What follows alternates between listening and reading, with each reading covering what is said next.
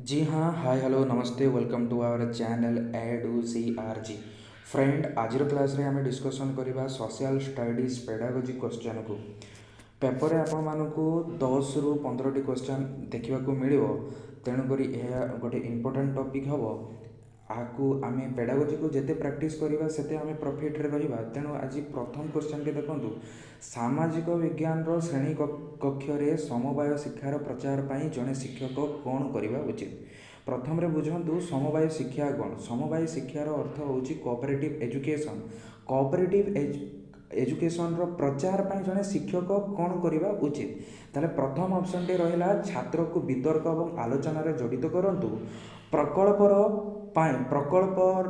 विभिन्न उत्स सरबराह करूँ। 3 number question हूँ स्वतंत्र काम दिंतु और 4 नंबर क्वेश्चन हूँ क्लास को छोट छोट दल में भाग करूँ।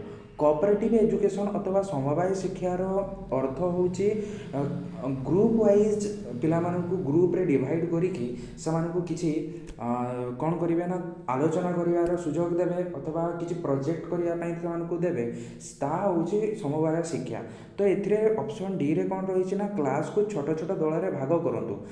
जदि भाग करें खाली हेनी भाग करने सहित कौन करने पड़ो आपण मानू किसी तर्क छात्र मानक सम्मुखें रखापी पड़ो से आलोचना करने किसी आपण टॉपिक देवाई पड़ो। ताले बेस्ट ऑप्शन हूँ ऑप्शन ए यार आंसर हो ऑप्शन ए। ताले अन्य ऑप्शन गुड़ा को भी देखीदा। ऑप्शन सी रे कौन कहुई ना स्वतंत्र काम दिंतु। स्वतंत्र काम देते कोऑपरेटिव एजुकेशन हम ना से डिफरेंट डिफरेंट काम करेंगे से गोटे ग्रुप रे काम करेंगे ना। ताले ऑप्शन सी तो हम ना। प्रकल्पर विभिन्न उत्स सरबराह करूँ। प्रकल्प प्रोजेक्ट आपन जदि से एलिमेंट किसी देदेवे किसी उत्स देदेवे ताहले से अलग अलग काम करेंगे किंतु एथरे समवाय शिक्षार मूल लक्ष्य हूँ पिला माने ग्रुप वाइज से काम करेंगे। ताहले यार ऑप्शन यार करेक्ट ऑप्शन हो ऑप्शन ए। नेक्स्ट क्वेश्चन को आम देखा 2 नंबर क्वेश्चन को देखूँ कौन रही ना कौन सामाजिक विज्ञान अध्ययन गुड़िक पाठ्य प्रश्नर शेष में सबुठार उपयुक्त व्यवहार अटे। आपण मैंने जो टॉपिक पढ़ाऊँ टॉपिक पर गोटे अभ्यास प्रश्न दे थाए से अभ्यास प्रश्नर उपयुक्त व्यवहार कौन बोलिकी पचरा जाइए। ऑप्शन ए रे कौन रही ना अध्याय गुड़िक संक्षिप्त करिबारे शिक्षक सहायक करेंगे। गुरुत्वपूर्ण ऑप्शन बी रे अच्छी गुरुत्वपूर्ण प्रश्न गुड़िक चिन्हित करने। ऑप्शन सी रे रही शिक्षार्थी निजस्व शिक्षार्थीर तार निजस्व कथा बुझा एवं प्रकाश करने सक्षम हेबा। ऑप्शन डी रही कौन विकल्प सठिक नुहे।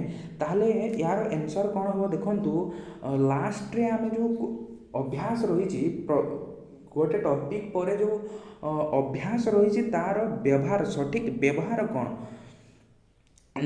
गुरुत्वपूर्ण प्रश्न गुड़िक चिन्हित करवा केवल गुरुत्वपूर्ण प्रश्न गुड़िक चिन्हित कले से कौन लाभ बेसी किसी लाभ हम ना। तापर अध्याय गुड़िक संक्षिप्त कर शिक्षक सहायक करेंगे। जदि अभ्यास द्वारा से प्रश्न गुड़िक पाठटा को संक्षिप्त होता संक्षिप्त द्वारा छात्र मैंने डिटेल से पाठटा को बुझीपारे ना। तेणु ऑप्शन ए तो हम ना गुरुत्वपूर्ण केवल प्रश्न से हम ना। ऑप्शन सी रे कौन रही शिक्षार्थीर तार निजस्व कथा बुझाइबा एवं प्रकाश करने सक्षम हेबा। ऑप्शन सी हूँ करेक्ट आंसर। कौन पाए ना देखो जो प्रश्न दि जाए ताकू पिला माने से सब्जेक्ट को से टॉपिक को केमती आकार बुझीचंती बा कौन बुझीचंती ताकू प्रकाश करती से प्रश्न माध्यम रे निजर कौन विचार को से उपस्थापन करिथांती। तेणु ऑप्शन सी हो करेक्ट आंसर। ताले 2 नंबर क्वेश्चन वाला 3 नंबर क्वेश्चन को आम देखा सामाजिक विज्ञान पाठ्यदान एवं शिक्षार प्रक्रिया समय निम्नलिखित क्यों चैलेंज नुहे। ऑप्शन को प्रश्न को भल भाव पढ़े नुहे बोलिकी पचारि सॉरी। ताले ऑप्शन ए रे कौन रही ना उद्देश्यहीनता। देखंतु केबे हेले भी ଉଦ୍ଦେଶ୍ୟହୀନ ନଥିବ। କୌଣସି ବିଷୟ ଦିଆଯାଇଛି ମାନେ ତାର କିଛି ଉଦ୍ଦେଶ୍ୟ ନିହାତି ଥିବ। ଆମର ଉଦ୍ଦେଶ୍ୟ ହେଉଛି ଦୁଇ ପ୍ରକାର, ଗୋଟେ ସାମାନ୍ୟ ଉଦ୍ଦେଶ୍ୟ ଆଉ ଗୋଟେ ହେଉଛି ବିଶିଷ୍ଟ ଉଦ୍ଦେଶ୍ୟ। ତେଣୁ ଯେକୌଣସି ବି ଆପଣମାନେ ପାଠ ପଢ଼ାନ୍ତୁ ତାର ଉଦ୍ଦେଶ୍ୟ ଥିବା ନିହାତି ଆବଶ୍ୟକ। ପ୍ରଶିକ୍ଷିତ ଶିକ୍ଷକର ଅବିଚ୍ଛନ୍ନତା, ପ୍ରଶିକ୍ଷିତ ଶିକ୍ଷକ ଥିବା ନିହାତି ଦରକାର। ମୂଲ୍ୟାୟନର ପର୍ଯ୍ୟାପ୍ତ ସରଞ୍ଜାମ, ମୂଲ୍ୟାୟନ କରିବା ପାଇଁ ଆସେସମେଣ୍ଟ କରିବା ପାଇଁ ପର୍ଯ୍ୟାପ୍ତ ସରଞ୍ଜାମ ଥିବା ଦରକାର। ଶିକ୍ଷାମୂଳକ ଉପାଦାନର ଅଭାବ, ଦେଖନ୍ତୁ ୟାର ଚ୍ୟାଲେଞ୍ଜ ନୁହେଁ ବୋଲିକି ପଚରାଯାଇଛି। ତାହେଲେ ଆମେ ମୂଲ୍ୟାୟନର ପର୍ଯ୍ୟାପ୍ତ ସରଞ୍ଜାମ, ଆମେ ଯେତେବେଳେ ପାଠଦାନ କରିବା ଅଥବା ଶିଖେଇବା ବା ଶିଖିବା ସମୟରେ ମୂଲ୍ୟାୟନ କେମିତି କରିବା, ବିଭିନ୍ନ ଉପାୟରେ ଆମେ କରିପାରିବା।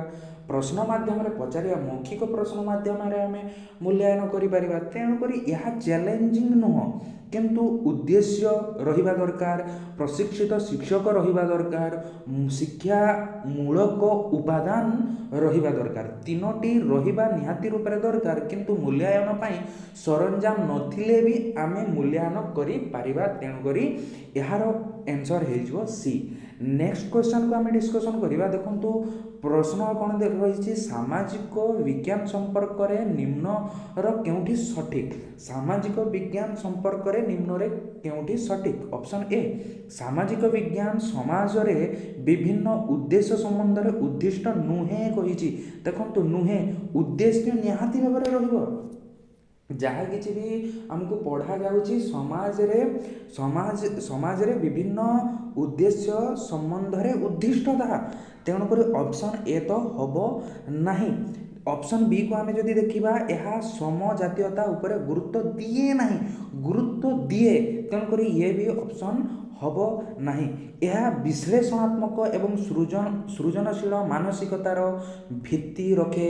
ତାହେଲେ ଏଥିରେ କ'ଣ ରହିଛି ନା ଏହା ବିଶ୍ଳେଷଣାତ୍ମକ। ଦେଖନ୍ତୁ ବିଶ୍ଳେଷଣ କରିବ ପ୍ରତ୍ୟେକ ଜିନିଷଟାକୁ ଆମେ ବିଶ୍ଳେଷଣ, ଯେମିତି ଆମେ ଏକ୍ଜାମ୍ପଲ୍ ନେବା, ପର୍ୟାବରଣର ପ୍ରଦୂଷଣ କାହିଁକି ହେଉଛି ତାକୁ ଆମେ ଯଦି ବିଶ୍ଳେଷଣ କରିପାରିବା ତାହେଲେ ଆମେ ପ୍ରତ୍ୟେକଟି ଜିନିଷକୁ ଆମେ ଜାଣିପାରିବା ଯେ ଏଇ କାରଣରୁ ପର୍ୟାବରଣ ପ୍ରଦୂଷଣ ହେଉଛି। ଦେନ୍ ସୃଜନଶୀଳ ମାନସିକତାର ଭିତ୍ତି ମାନେ ଅର୍ଥାତ୍ ସୃଜନ ଶକ୍ତି, ମାନେ କ୍ରିଏଟିଭ ମାଇଣ୍ଡ ଆସିବ ଯେ ଆମକୁ ଯେଉଁ ପର୍ୟାବରଣ ପ୍ରଦୂଷଣ ହେଉଛି, ପରିବେଶ ପ୍ରଦୂଷଣ ହେଉଛି, ତାକୁ କେମିତି ଆମେ କଣ୍ଟ୍ରୋଲ କରିବା, କେମିତି ଆମେ ଠିକ୍ କରିବା, ତାହା କ୍ରିଏଟିଭ ମାଇଣ୍ଡ ଆମ ଦିମାଗରେ ଆସିବ। ତେଣୁକରି ଅପସନ୍ ସି ହେଇଯିବ କରେକ୍ଟ। ନେକ୍ସଟ ଅପସନ୍ ରହିଛି, ଏହା ଏକ ବିଷୟଗତ ଶୃଙ୍ଖଳ, ଏହା ସମ୍ପୂର୍ଣ୍ଣ ରୂପେ ଭୁଲ। ତାହେଲେ ଏହାର ଆନ୍ସର କ'ଣ ହେଇଯିବ? Option C is correct answer. Next question ଦେଖନ୍ତୁ, ସାମାଜିକ ବିଜ୍ଞାନ ଶ୍ରେଣୀ କକ୍ଷରେ ଜଣେ ଶିକ୍ଷକ ପ୍ରାଥମିକ ଉତ୍ସର ଭିତ୍ତିରେ ଭାରତର ପାର୍ଟିସନ ବିଷୟରେ ଏକ ପ୍ରକଳ୍ପ ଅର୍ପଣ କରିବାକୁ ଚାହାନ୍ତି। ନିମ୍ନଲିଖିତ କେଉଁଠି ପ୍ରାଥମିକ ଉତ୍ସ ନୁହେଁ? ପୁଣି କ୍ୱେଶ୍ଚନ୍ ଧ୍ୟାନ ସେ ପଢ଼ିବେ, ନୁହେଁ ବୋଲିକି ପଚାରିଛି। ଭାରତର ପାର୍ଟିସନର ଅର୍ଥ ହେଉଛି ଭାରତ ଆଉ ପାକିସ୍ତାନ ଯେଉଁ ଡିଭାଇଡ୍ ହେଲେ ସେ ବିଷୟରେ ଗୋଟେ ପ୍ରକଳ୍ପ ଦେଲେ, ଶିକ୍ଷକ ଗୋଟେ ପ୍ରକଳ୍ପ ଅର୍ପଣ କଲେ, ଗୋଟେ ପ୍ରୋଜେକ୍ଟ ଦେଲେ, ତାହେଲେ ଏଥିମଧ୍ୟରୁ କେଉଁଠି ଉତ୍ସ ନୁହେଁ, ପ୍ରାଥମିକ ଉତ୍ସ ନୁହେଁ। ତାହେଲେ ଅପସନ୍ ଏରେ ରହିଛି ସମ୍ବାଦପତ୍ର ସଂରକ୍ଷଣାଗାର। ଯଦି ଆମେ ସଂରକ୍ଷଣାଗାରକୁ ଯିବା, ସମ୍ବାଦପତ୍ର ସଂରକ୍ଷଣାଗାରକୁ ଯିବା, ତାହେଲେ ଆମେ 1947 ସମୟର ଆମେ ଯଦି ସମ୍ବାଦପତ୍ରକୁ ଆମେ ଦେଖିବା, ସେହି ସମୟର ସମ୍ବାଦପତ୍ରକୁ ଆମେ ଯଦି ଦେଖିବା, ତାହେଲେ ଆମେ ଜାଣିପାରିବା ଭାରତ ଆଉ ପାକିସ୍ତାନ ମଧ୍ୟରେ କିପରି ଭାବରେ ପାର୍ଟିସନ୍ ହେଇଥିଲା। ତାହାର କାରଣ ଗୁଡ଼ିକ କ'ଣ ଥିଲା, କିଏ ଏହାର ମୂଳ ବ୍ୟକ୍ତି ଥିଲେ ଯେଉଁମାନଙ୍କ ଦ୍ୱାରା ଏ ପାର୍ଟିସନ୍ କରାଯାଇଥିଲା, ସେ ତମାମ ବିଷୟରେ ଆମେ ଜାଣିପାରିବା। ଯଦି ଆତ୍ମଜୀବନୀ ଦେଖନ୍ତୁ, ଆମେ ଯଦି ଗାନ୍ଧିଜୀଙ୍କ ବିଷୟରେ ଗାନ୍ଧିଜୀଙ୍କର ଆତ୍ମଜୀବନୀ ବିଷୟରେ ପଢ଼ିବା ଅଥବା ଜବାହରଲାଲ ନେହେରୁଙ୍କ ବିଷୟରେ ଆମେ ଯଦି ପଢ଼ିବା, ତାହେଲେ ଆମେ ଜାଣିପାରିବା ସେହି ସମୟରେ ଭାରତ ଏବଂ ପାକିସ୍ତାନ ମଧ୍ୟରେ ପାର୍ଟିସନ୍ କେମିତି ହେଇଥିଲା। ତମାମ ଜିନିଷ ସେହି ସମୟର ବହୁତ କିଛି ଜିନିଷ ଆମେ ଜାଣିପାରିବା। ତାହେଲେ ଏ ଦୁଇଟା ତ ଠିକ୍ ହେଇଗଲା।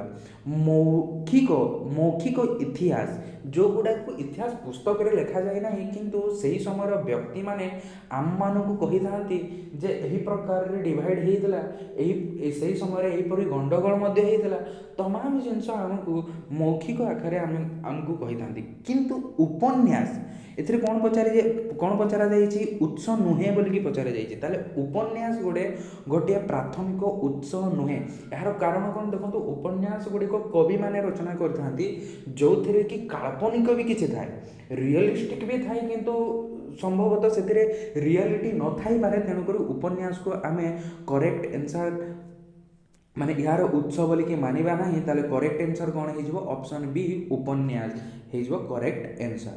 तबे क्वेश्चन नंबर 6 को देखंतु क्वेश्चन नंबर 6 रे कौन अच्छी गणतांत्रिक प्रतिष्ठान विकास को बुझाइबा पई निम्नर केउटी सबुठारु उपयुक्त पंथा गणतांत्रिक प्रतिष्ठान देखंतु गणतांत्रिक होची लोकमानंकर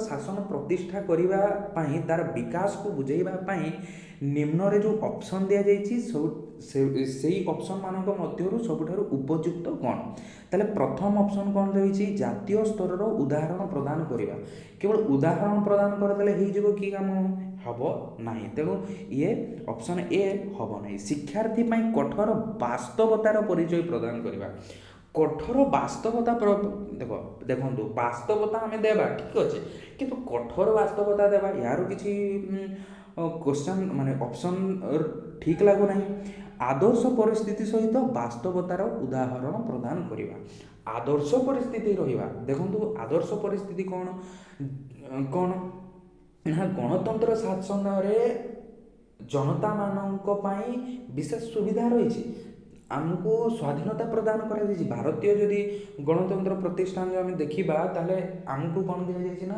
नागरिक मानक विशेष अधिकार दि जाइए कहिबार अधिकार रही रहिबार अधिकार रही आदर्श परिस्थिति सहित वास्तवतार उदाहरण प्रदान करवा आम वास्तव आमको कहिबार स्वाधीनता दि जाइए तेणुक विभिन्न लोक मैंने विभिन्न कथा कहते एमतीक मोदीजी को छाड़ूना मुख्यमंत्री को भी छाड़ूना कौन पाई यार कारण कौन पाई ना आमको से अधिकार दि जाइए आमर अधिकार अच्छी आम क्वेश्चन करूँ सरकार उपर आम क्वेश्चन उठे पारूँ किंतु से ही प्रकार आप मैंने चीन में जाइए कहतु आमको जेल हो तेणुक यार ऑप्शन कौन हो यार करेक्ट ऑप्शन हो सी यार करेक्ट आंसर।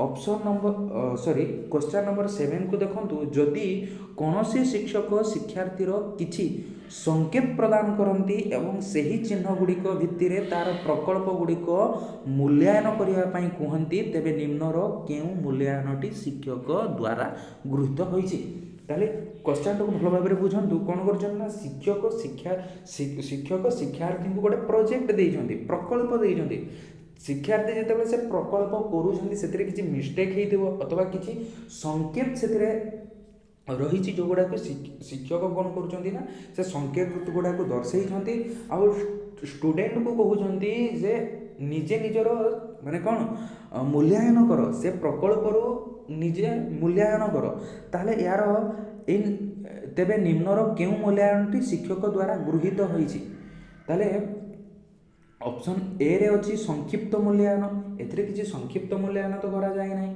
कष्टसाध्य मूल्यांकन भी करा जाए नहीं गठनमूलक मूल्यांकन